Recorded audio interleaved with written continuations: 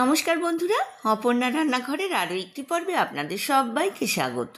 কেমন আছেন বন্ধুরা? আশা করি ভালো আছেন। আর চলে এসেছি চটপটা মুখরোচক মাখানা চাটের রেসিপি নিয়ে।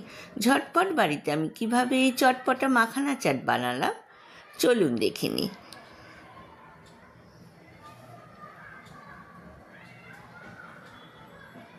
তার জন্য আমি নিয়েছি 100 গ্রাম মাখানা।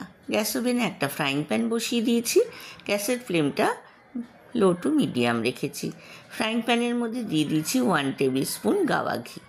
এইবার মাখানাগুলোকে ফ্রাইং প্যানের মধ্যে দিয়ে স্প্যাচুলা দিয়ে নেড়ে আমি একটু ভাজা ভাজা করে নেব। বন্ধুরা যারা প্রথম থেকে আমার সঙ্গে আছেন তাদেরকে অনেক ধন্যবাদ। আর যেসব বন্ধুরা প্রথম আমার চ্যানেলে ভিজিট করছেন তাদেরকে আমার চ্যানেলে স্বাগত জানাই। দিয়ে দিলাম ওপর থেকে 1 টিস্পুন গোলমরিচের গুঁড়ো আর স্বাদ মতো নুন। স্প্যাচুলা দিয়ে নুন আর গোলমরিচ মাখানার সাথে মিক্স করে নিলাম। এইবার মাখানাগুলো যখন একটু বাদামি রং ধরেছে সেই অবস্থাতে আমি গ্যাসের ফ্লেমটা বন্ধ করে দিলাম। এইবার ওপর থেকে আমি দিয়ে দিচ্ছি কুচনো পেঁয়াজ,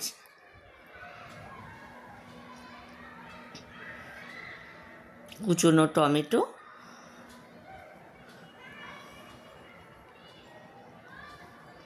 বিকেলের জলখাবারে কিন্তু এই মাখানা চাট দুর্দান্ত খেতে লাগবে। আপনারাও বাড়িতে বানান, আমাকে কমেন্ট সেকশানে কমেন্টস করে জানাবেন আপনাদের এই মাখানা চাট কেমন লাগলো। দিয়ে দিলাম কুচনো কাঁচা লঙ্কা।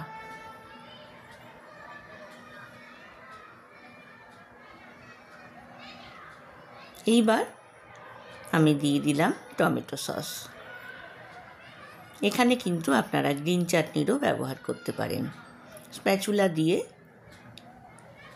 পেঁয়াজ, টমেটো, কাঁচা লঙ্কা আর টমেটো সসকে ভালো করে মাখানার সাথে মিক্স করে নিলাম। দিয়ে দিলাম সেও ভাজা।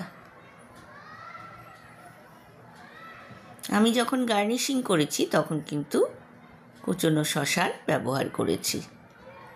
আর দিয়ে দিলাম কুচনো ধনেপাতা। তৈরি হয়ে গেল মুখরোচক চটপটা মাখানা চাট।